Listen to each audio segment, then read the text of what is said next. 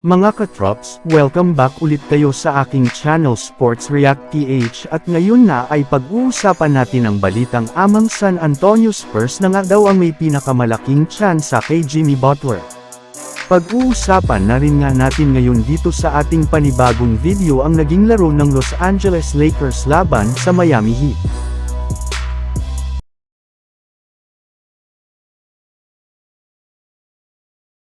Dahil nga mga katrops, patapos na ang suspension ni Jimmy Butler sa Miami Heat ay expected na nga na babalik na siya sa kanilang lineup sa susunod nilang game laban sa Denver Nuggets sa darating na January 18. Ngunit kahit gustuhin man nga ng Heat na pabolaikan ito ay mukhang impossible na rin naman nga iyan na mangyari pa dahil mismong ang kanilang superstar na nga ang nagmamatigas at ayaw nang maglarong muli sa lineup. Ayon nga sa lumabas na balita, ayaw na nga daw ni Butler na manatili pa sa Miami Heat at mas gusto na nga niya na may trade siya nito ngayong linggo bago pa man magtapos ang kanyang suspension.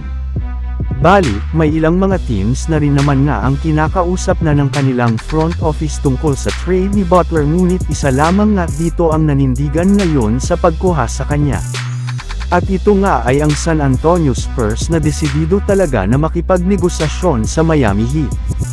May ilang mga teams na rin naman nga ang umarong sa pagkuha kay Butler kagaya na lang ng Golden State Warriors, Dallas Mavericks, Houston Rockets, Milwaukee Bucks at ang Memphis Grizzlies.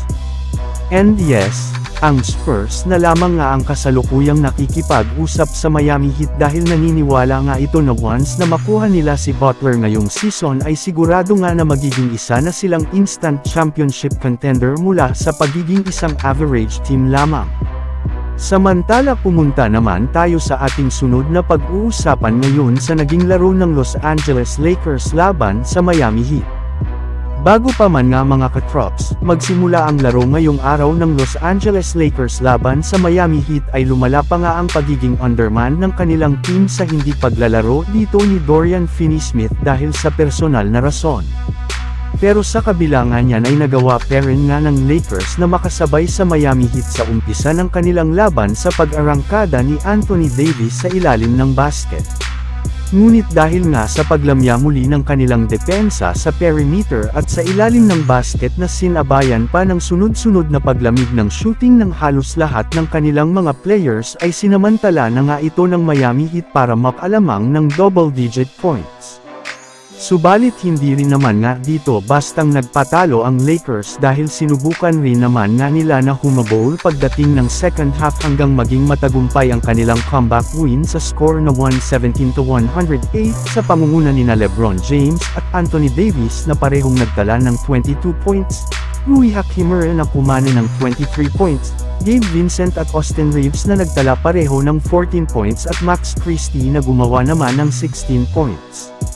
Pero ang tunay nga daw talaga na nagpapanalo sa Lakers ay ang ginawa nilang adjustment at improvement sa kanilang depensa sa second half na inumpisahan ng paggamit ni Coach JJ Redick ng Twin Tower na siyang sumire sa momentum at kalamangan ng Miami Heat sa third quarter. Yes, simula nga ng pagsabayan ng Lakers sina Anthony Davis at Jackson Hayes sa kanilang front court na siyang dahilan bakit nag-ulo ang game plan ni Erik Spoelstra.